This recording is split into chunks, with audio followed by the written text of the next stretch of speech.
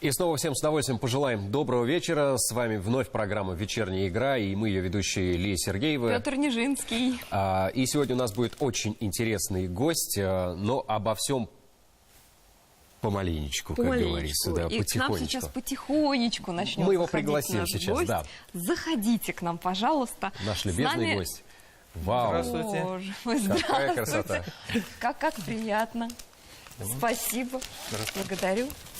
Здравствуйте, Андрей. Коллега, давайте я немножечко за вами поухаживаю и сделаем вот таким вот... Это теперь отобрали букет, называется, поухаживаю. Ну, я хоть подержусь. С нами сегодня кандидат медицинских наук, пластический хирург высшей категории Андрей Хатян. Добрый вечер. Добрый вечер, Андрей. Традиционно у нас вопрос.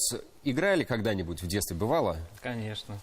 То есть... Частенько бывало. Лото для меня не новость. Да. Так, с семейными вечерами собирались за общим столом. Отлично. Ну, давайте тогда попробуем. Давайте проверим легкость вашей руки. Доставайте бочонки.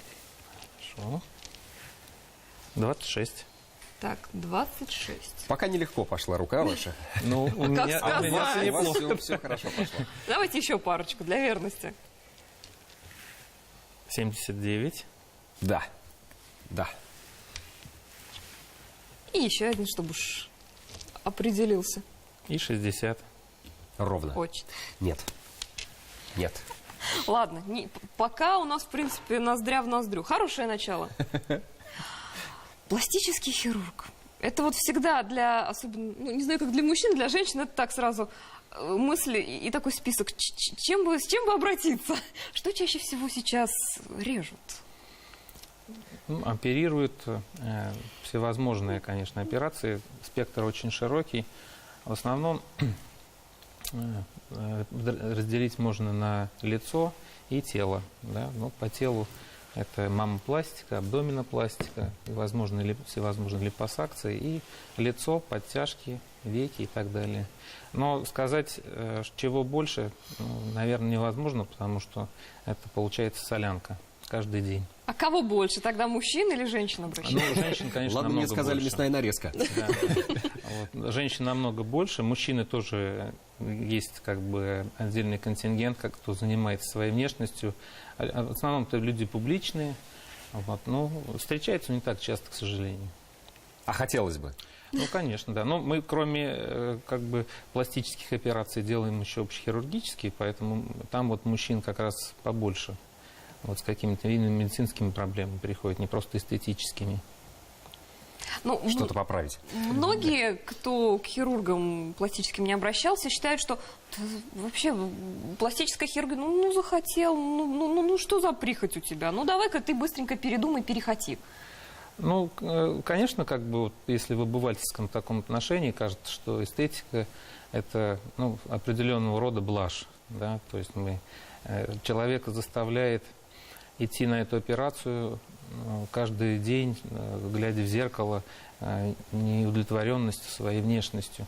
Вот. И я так всегда говорю, когда люди приходят ко мне и говорят: вот, доктор, скажите, что мне нужно делать.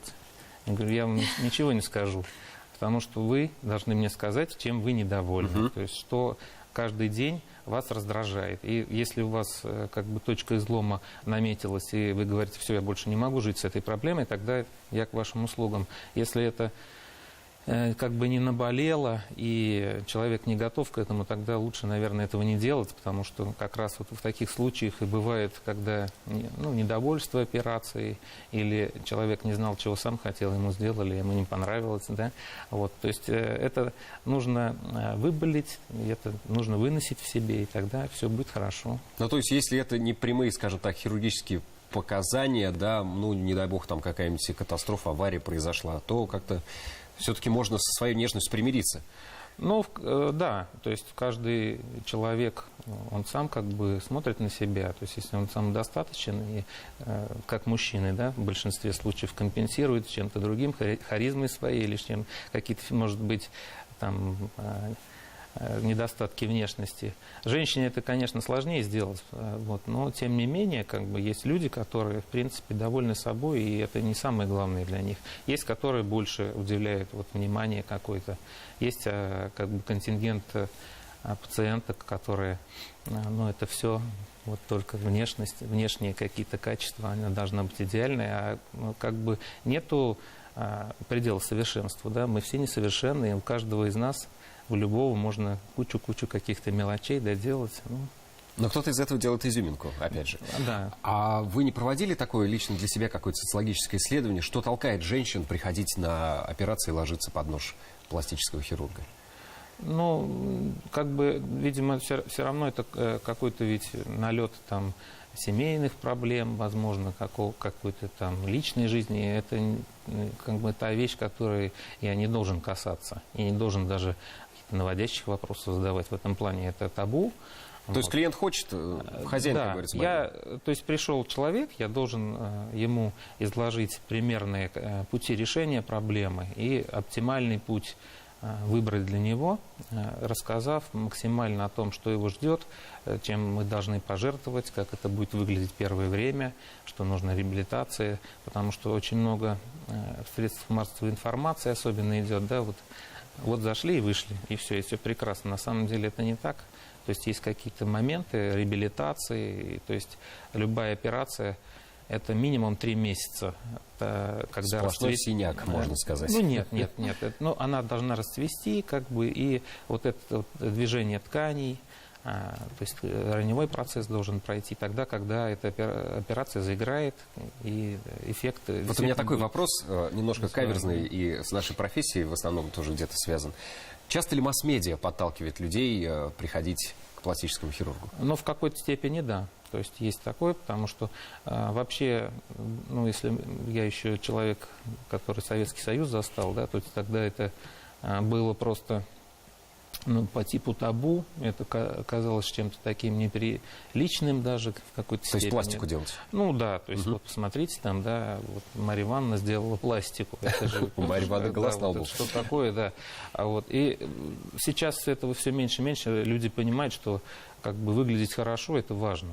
И прежде всего это делается не для кого-то, это делается для внутреннего ощущения человека.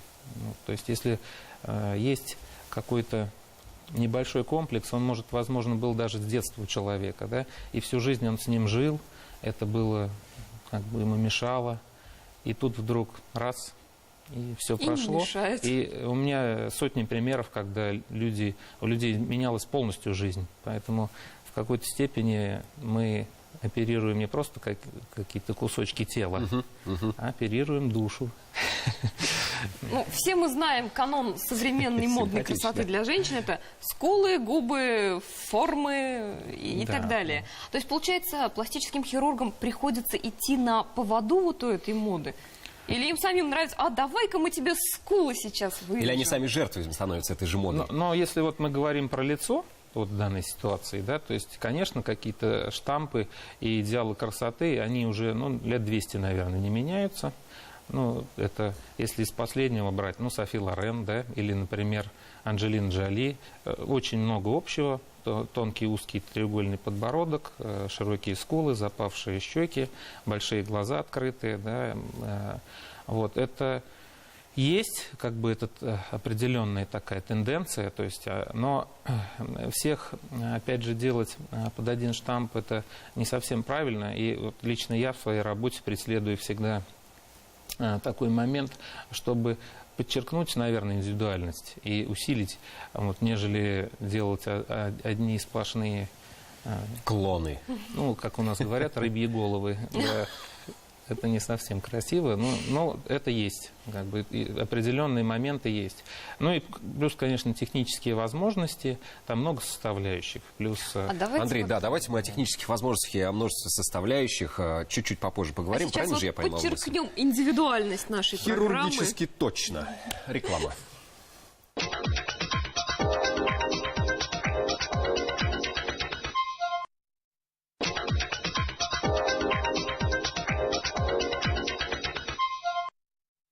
Продолжаем нашу вечернюю игру. Вот с такого вот замечательного букета цветов, который принес, кстати, Андрей Хатян. Наш замечательный гость. Наши замечательные коллеги. Мы до рекламы говорили о трендах нынешних, модных и красивых. А случалось такое, что к вам приходила красивая, в принципе, барышня и говорила: хочу вот скулы, губы, формы и все прочее по нынешней моде. Случалось такое, что отговаривали? Какие-то, может быть, Конечно. психологи вот реально работают с людьми? Ну, вообще, как бы любой врач, это, я считаю, что прежде всего психолог. И вот как бы чем ты больше работаешь, тем больше понимаешь это. Вот. И опять же, пришел человек с определенной проблемой. Моя задача за час консультации до операционной понять, что ему нужно, предложить решение свое, и чтобы это решение и его желания, они должны совпасть. Если это не совпадет, то ничего хорошего не получится в итоге. Вот. И иногда я понимаю, что я не смогу сделать лучше, чем есть. Вот, тогда я однозначно отговариваю. То есть это не какой-то... То есть вопрос денег тут конвейер. даже не встает, да? То есть такая, ну, скажем так, какая-то корысть, Этика. что ли? Я заработаю лучше денег. Для меня это Но самый вам это не последний пойдет. вопрос. Если он есть, то он там на 100-м месте. Потому что прежде всего это как бы вот эстетика, красота, ну и, конечно, медицинские аспекты. То есть это я ставлю во главу угла не навредить. Вот это, я думаю, что любой себя уважающий врач так поступает. А есть, кстати говоря, какие-то особые противопоказания? Ну, Вот конечно. противопоказана пластика человеку, и все. Изначально Аполлон. Ну, Так, допустим. есть, конечно, как это операции плановые, поэтому как для любой плановой операции там довольно-таки широкий спектр противопоказаний, хронические заболевания, стадии декомпенсации и всевозможные онкологические проблемы, проблемы со свертывающей системой и так далее и тому подобное. Там целый список, как бы он всегда оглашается, поэтому, опять же, на этой консультации первичной мы должны выяснить абсолютно все за и против, взвесить. Вот, с учетом того, что какая операция планируется, какая длительность у этой операции, какая анестезия будет, какие средства реабилитации и так далее, медикаменты будут применяться, это все взвешивается и потом решение принимается непосредственно, не только мной лично, но и там как консилиум, анестезиолог, терапевт и так далее. Вот. Но это схема стандартная, как бы, отработанная уже много лет, оправдывает себя полностью. Отлично. Ну, говоришь. Женская красота нас никак сегодня не отпускает. И как раз на эту тему у нас сейчас есть возможность сюжет посмотреть. Женщины, что уж скрывать, очень часто думают, привлекательны ли они для нас, мужчин. Ежегодно в мире проходят десятки конкурсов красоты с одной лишь целью – найти идеал. В жюри, как правило, больше всего мужчин. Красивые глаза, ухоженное лицо, длинные волосы и хорошая фигура. Блондинка достаточно высокая, то есть светлые глаза, высокоскулая.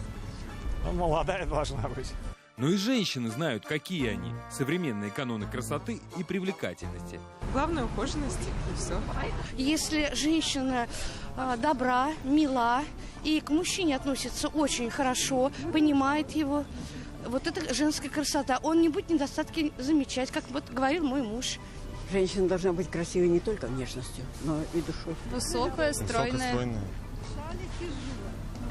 Возможно, с зелеными глазами именно для меня. Зеленый. Да. Коричневый, карий. Различий, похоже, немного, и многие вспоминают скорее о красоте душевной, чем физической. Только треть опрошенных мужчин главным критерием настоящей красоты назвали стройность, четверть – длинные волосы и 10% большие глаза. Остальным импонирует порядочность, доброта и мягкость. И все же, каков он идеал женской красоты? Кто, например, считается самой красивой знаменитостью? Меган Фокс. Мне очень нравится Бриджит Бардо, конечно. Анджелина Джоли. Дженнифер Лопес. Шарлиз Терон. Дженнифер Энистон, допустим. Ким Кардашьян. Джули Робертс. У меня дочь похожа на ее. Все они вовсе не холодные надменные красавицы. Их улыбка и доброжелательность объединяют внешнюю и внутреннюю красоту. Женщина, светящаяся радостью, красивее, чем холодная красавица. Но даже осознание этого факта не останавливает некоторых женщин в стремлении поменять что-то в своей внешности. Причем часто самыми радикальными способами. Если девушка себе это может позволить, почему нет? Как бы можно, нет предела совершенства. Я за естественную красоту. но запрещать глупо. Ну вот Бриджит Бардо говорила так, что я горжусь всеми своими морщинками. Это, говорит, каждая морщинка – это какой-то отпечаток, какой-то след, какое-то событие в моей жизни. Но здесь дело выбора, конечно, дело выбора. Но к пластической хирургии, как к коррекции каких-то физических недостатков, я отношусь хорошо. Поменьше силикона, побольше естественности. Но когда это полностью меняет внешность, это, конечно, уже странно. Считаю, что Бог дал, то и идет человеку. Что она искусственно выглядит молодо, это как-то неестественно. И это все равно замена. Почему-то именно мужчины в большинстве своем относятся к пластике скорее негативно. Мол, естественная красота лучше. Но не лукавят ли они? Ведь психологами давно доказано. Первым делом мужчина обращает внимание на внешность, а уж потом на душевные качества женщины.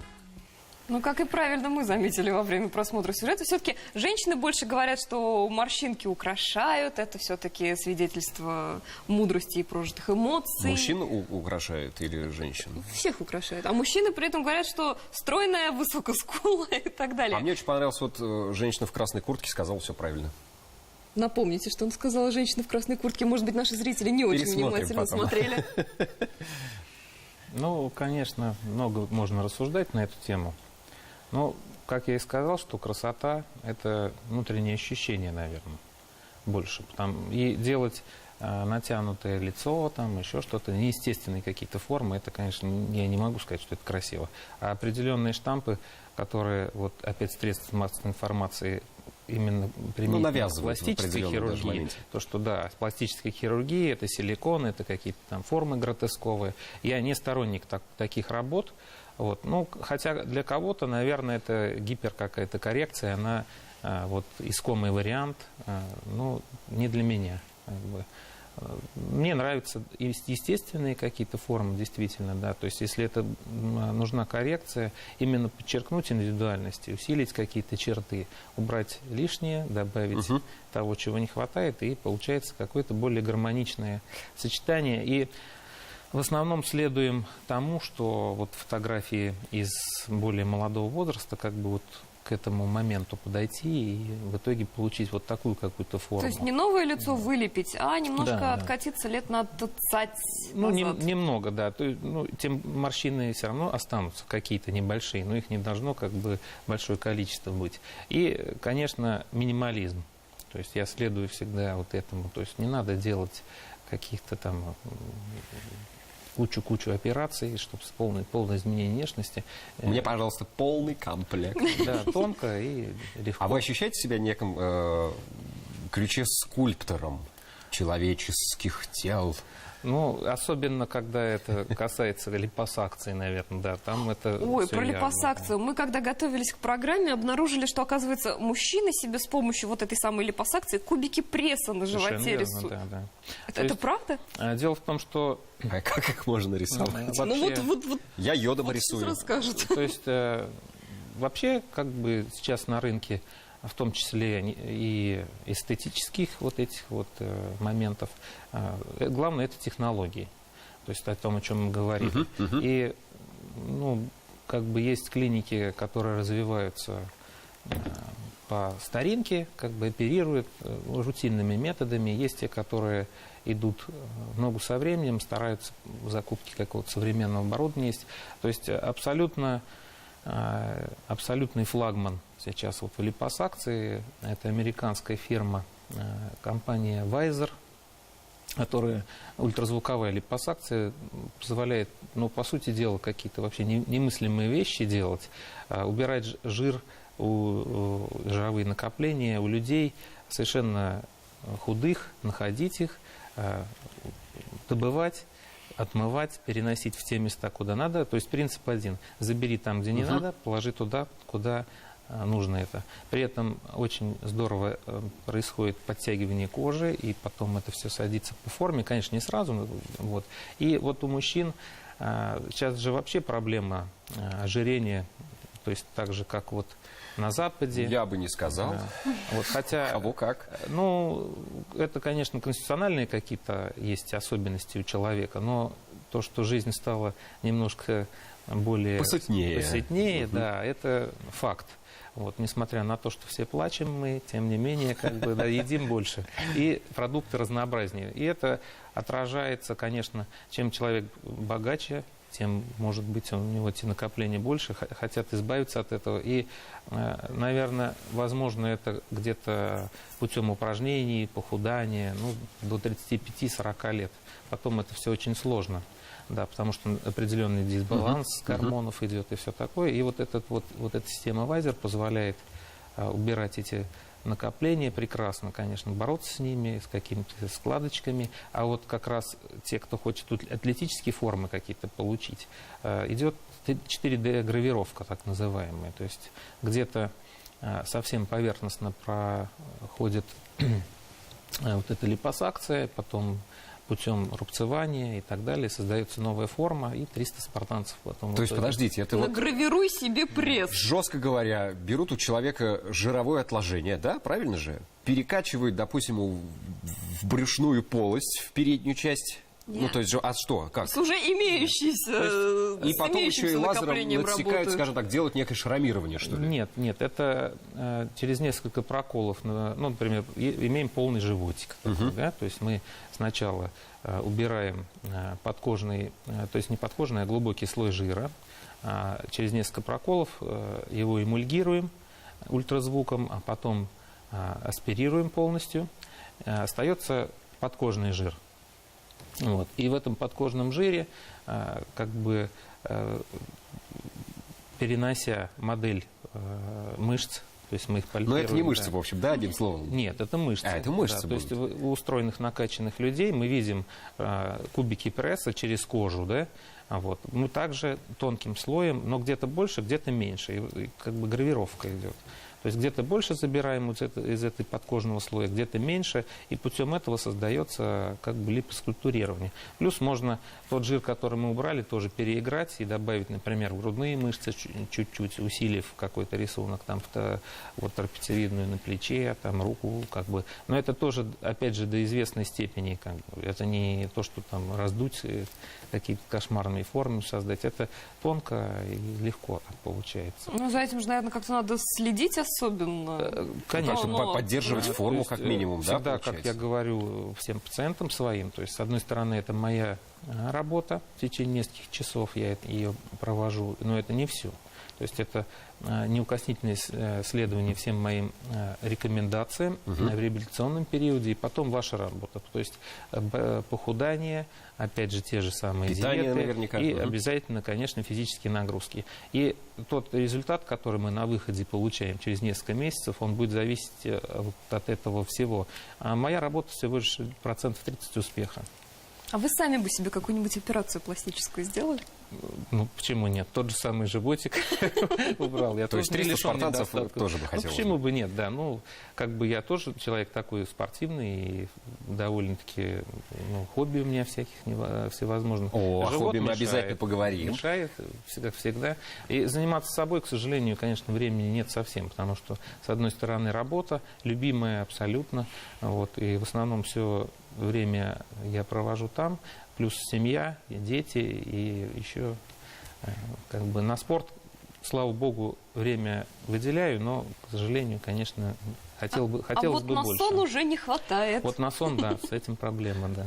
А какие ноу-хау сейчас вот присутствуют? Действительно, раз мы немножко технологический аспект затронули, я вот помню, насколько читал, даже в Древнем Египте еще присутствовала пластическая хирургия, но там, в общем-то, по-живому фактически. Сейчас какие есть прям вот прям последние самые, прям топ. Пылу с жару. Да, ну вот, то есть вот эта система Вайзер, которая, ведь пластическая хирургия – это работа на покровных тканях. Грубо говоря, это мышцы, подкожно-жировая клетчатка в основном и кожа. То есть мы работаем в основном на подкожно-жировой клетчатке за счет этой системы. Мы можем работать на животе, на руках, на ногах, на спине. Вот, и самое главное, на лице. То есть то же самое мы имеем и на лице. Плюс к этому система вот эта Body Tight, она более как бы уже себя зарекомендовала на рынке. Это тот же самый вид липосакции, только не ультразвуковой, а радиочастотный. И как бы воздействуя вот это радиочастотным полем, по сути дела, палочка с микроволновкой на конце. То есть мы где-то там создаем подкожные по типу ожога и провоцируем ретракцию ткани таким образом. Плюс эндоскопические технологии, то есть, которые применяются вот как раз на лице, на пластику живота эндоскопическим методом тоже мы делаем. Много всевозможных моментов. Также эндоскопический грудь тоже популярна, особенно в Казани. Вот. И всевозможные нити. То есть сейчас вот вышло, как бы все больше и больше клиник выходит вот таких вот на рынок. Это для лица, да? Вот золотые нити, что-то такое? Вот. Да, нитевой лифтинг. То есть есть косметологические нити, есть хирургические нити, которые, по сути дела, дают такой же эффект, как подтяжка лица. Только это малоинвазивно, через несколько проколов. Это естественно, красиво и без разрезов. Вот. И это, конечно, большой плюс.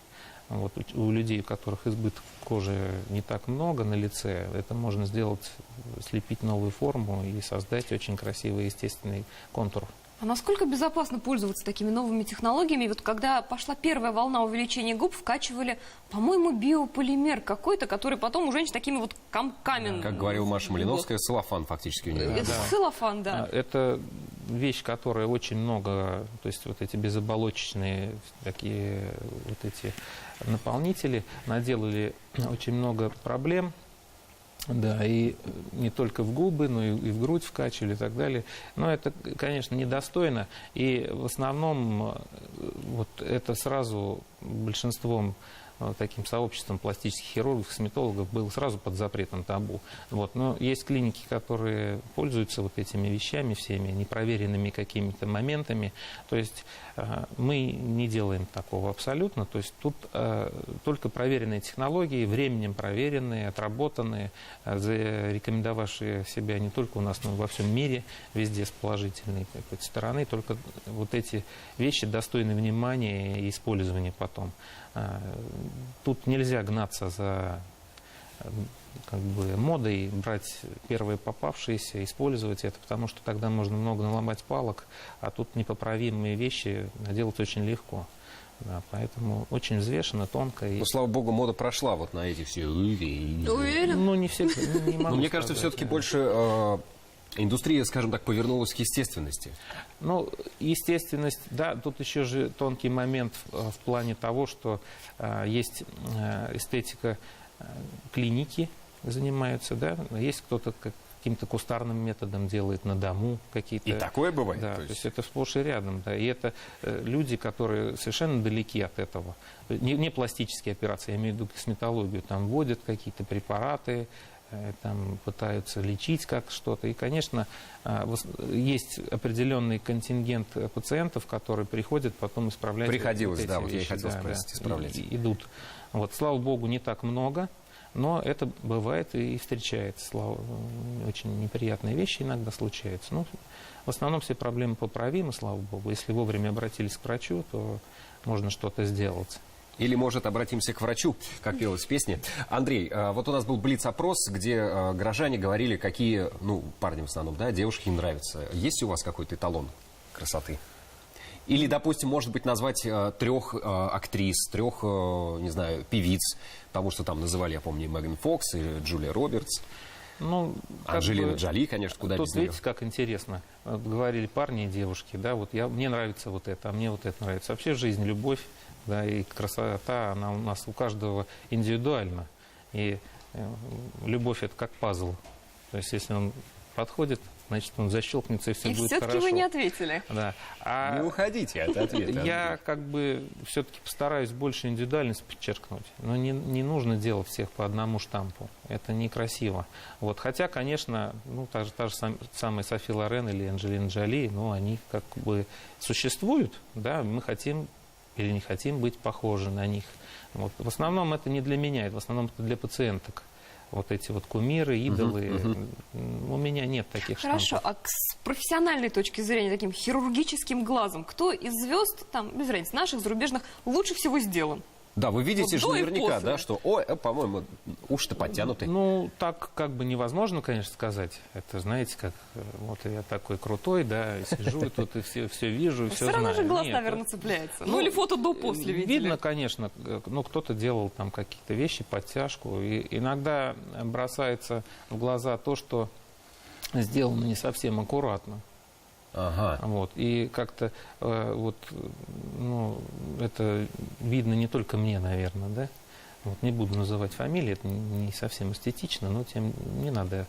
Вот, а как бы все об этом моменте знают, и это как раз, опять же, одно и то же, что, о чем мы говорим, да. То есть, естественно, сделать, подчеркнуть, либо сделать с гиперкоррекцией с какой-то, да, и неестественную какую-то форму, которая всем будет заметна, и все будут пальцем ходить, тыкать, вот смотрите, как А вот с точки зрения, опять-таки, хирурга, проще сделать какую-то гиперформу или сделать так, что да никто и не заметит, а стало лучше? Ну, то есть тяжесть работы, да, ты имеешь в виду? Да, сложно. Филигранность. Вот это чутье, то есть определенное, да. То есть любая операция делается с гиперкоррекцией небольшой.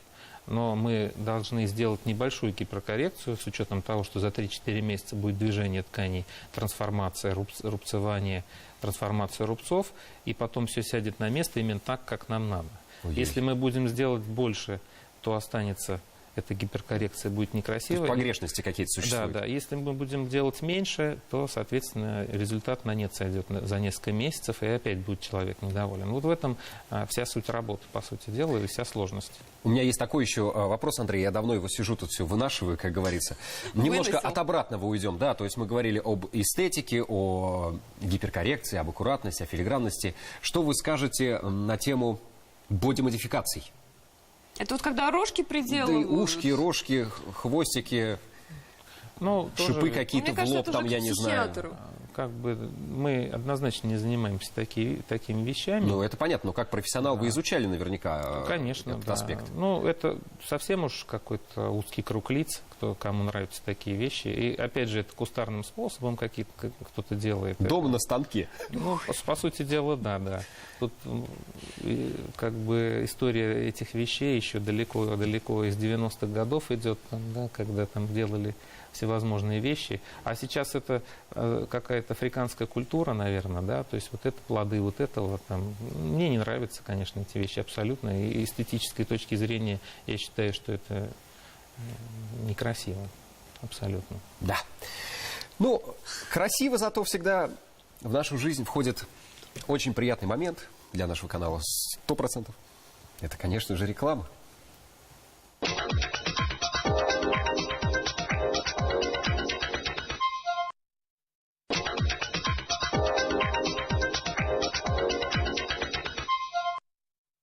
Возвращаемся в программу «Вечерняя игра». Такой вот вопрос тут назрел, Андрей. Элитность и недоступность. Вот такие вот два интересных слова.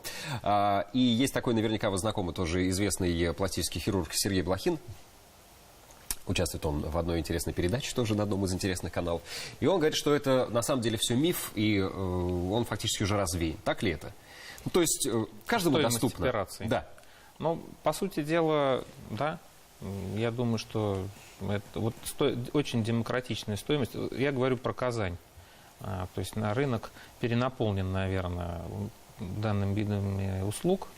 Очень много клиник работает, и ценовой спектр очень как бы разнится. И это довольно... То есть время недоступности, такой, опять же, элитарности пластической хирургии прошло. ушло в сторону немножко. Ну да, как когда-то я говорил, да, там, ну вот люди приходят и говорят, я хочу грудь. Вот сделать, хорошо, давайте сделаем. Вот. Но импланты нужны, да, там, грубо говоря, да. Ну, какие импланты? Вот. Но мы берем самые достойные, самые проверенные, опять же, да, не какие-то там китайские за 3000, а те, которые мировой бренд, они уже там десятилетиями на рынке. Зарекомендовавшие себя уже на рынке. Сертификацию имеют, да. И плюс мой опыт, то есть то, что мне нравилось, вот я предлагаю. Вот, говорит, ой, как дорого. Я говорю, ну да, дорого, но это же цена старой ржавой девятки, да, или нового тела красивого. Вот, как бы, так получается. А вы смогли бы своих близких оперировать? Ну, уже оперировал близких, куда деваться, да. Раз хотят. Да, и эстетический момент, родную сестру оперировал. А нет такого, что это же сестра, как я ее буду тут сейчас скальпелем резать? Ну, на самом деле, наверное, это есть до операции. Ну, операцию с холодным сердцем довольно-таки делаешь, этот механизм какой-то щелкает, и все пошло. Вот. Нет такого абсолютно. Вот. Ну, хотя, конечно, жалко потом смотреть на ее синяки и так далее. А вашей Но супруге, зато наверное... на работу потом, наверное, приятно смотреть выполненную. Ну, конечно, да. А вашей супруге, наверное, тяжело удержаться, потому что тут такая возможность, можно постоянно чего-нибудь себе переделывать. Тяжело, ей очень тяжело удержаться. Вот. Ну, ее удерживают дети. Вот. У нас маленький ребенок, пока невозможно это сделать все, да, потому что очень много внимания.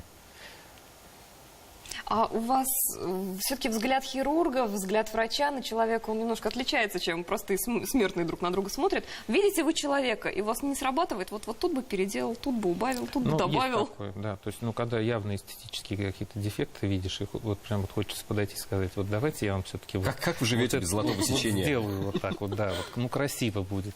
Но я этого делать не могу, к сожалению. И даже когда человек на консультацию приходит, я могу вскользь вот наводящими вопросами задать, они как бы, но прямого вопроса, они хотели бы вот это сделать, мне же не нравится, вот я не имею права этого делать и акцентировать внимание на каких-то моментах, это табу тоже. Тактичность и корректность. Да, да. А часто вы видите красоту, которую не хочется переделывать? Конечно, да. Встречается? Есть, да. То есть, а человек считает, что это изъян, а вы видите, что вот это просто невероятная харизма добавляет. Я считаю, да, и говорю, озвучиваю, и иногда говорю, извините, я не смогу вам помочь, потому что я считаю, что это красиво, пытаюсь отговорить, вот, сохранить это все. И у меня получается иногда, слава богу. Вы обмолвились, что у вас интересов и увлечений очень много, хобби. Да, можно так сказать. Ну, спорт, на который все меньше времени хватает, это что за спорт? Это фитнес-центры, это бег, это перетягивание каната, прыжки через скакалку.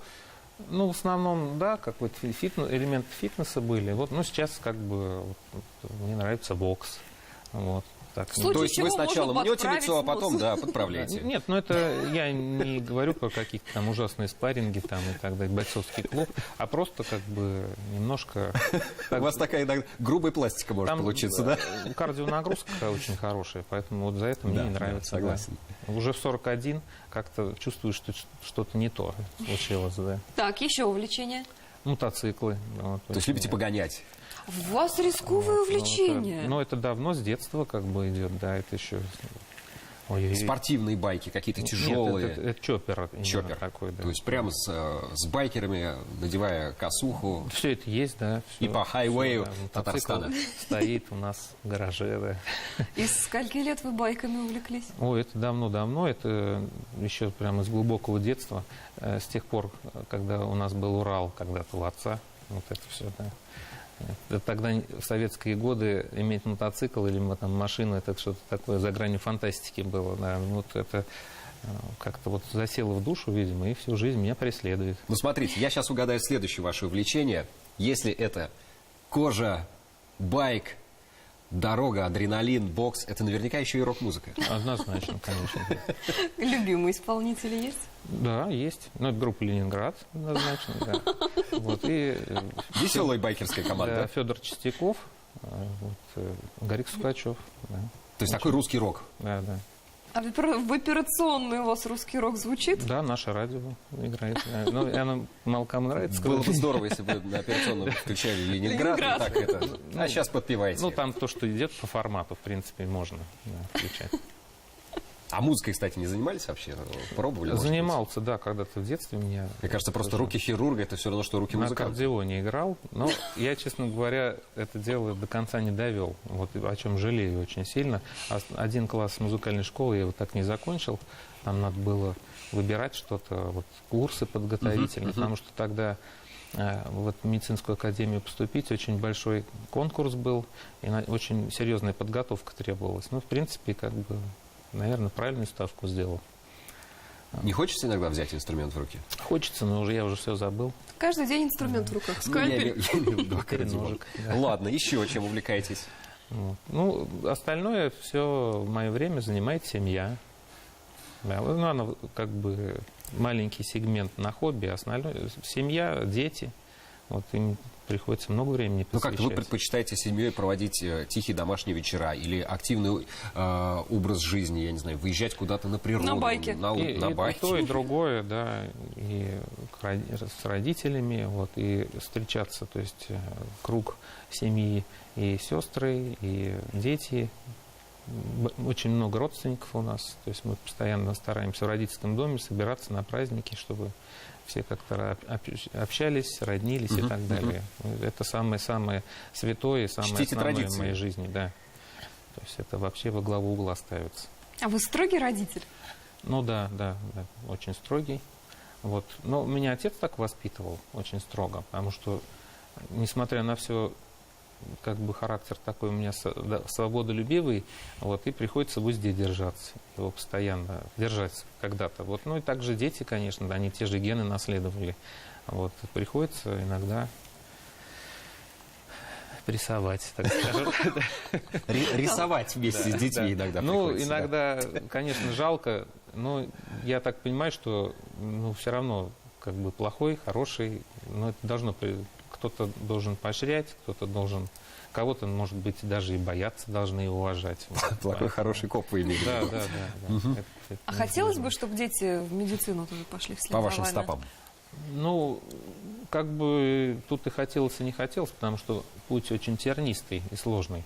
Вот. И для того, чтобы выйти на какой-то достойный уровень, очень много надо, конечно, заниматься, трудиться. И много лишений и бед всевозможных. Сложная, тяжелая работа. И плачевные какие-то моменты. То есть все мы вышли из общей хирургии, ургентные дни, травмы там и все такое, огнестрелы и ножевые когда-то. Вот это все тоже драматический характер иногда носило. Ну, очень сложная, тяжелая работа. Вот. Я думаю, что дети должны сами выбирать. Вот на меня родители никогда не давили. Вот я сам выбрал. Медиков у нас никакой династии нет. И также я такой же выбор своим детям дам. Пусть они сами выбирают. Может быть, рассказать что-то, что их интересует, подтолкнуть как-то, вот смотри, показать. Это как бы да, но выбор за них делать нет. Ну и так получилось, что наша программа выходит накануне самого замечательного праздника весны и любви, Международного женского дня 8 марта. Я предлагаю, Андрей, вам воспользоваться моментом. Как раз все-таки это ваша целевая аудитория. Да, здорово. Но я никогда не готовлюсь, конечно, к выступлению. Но прежде всего хотел всем дамам пожелать простоты отношений. Вот, потому что каждый из нас счастлив тогда, когда есть семья, вот, есть любимые люди рядом, и пусть все будет просто, столько много сложного в нашей жизни. Вот пусть у вас будет гармония душевная, будет в семье гармония, вот, будет мир окружен красотой, заботой. Всегда вы будете любящие, любимы, желающие, желанны. Вот и все. Прекрасно. Слава. Мы, как делают многие хитрецы, присоединимся к поздравлению. Ну, конечно же, любите и будьте любимы. Поздравляем вас, милые дамы, с наступающим праздником 8 марта. Ну и смотрите, конечно же, нашу программу «Вечерняя игра» на телеканале ТНВ. До свидания. Пока.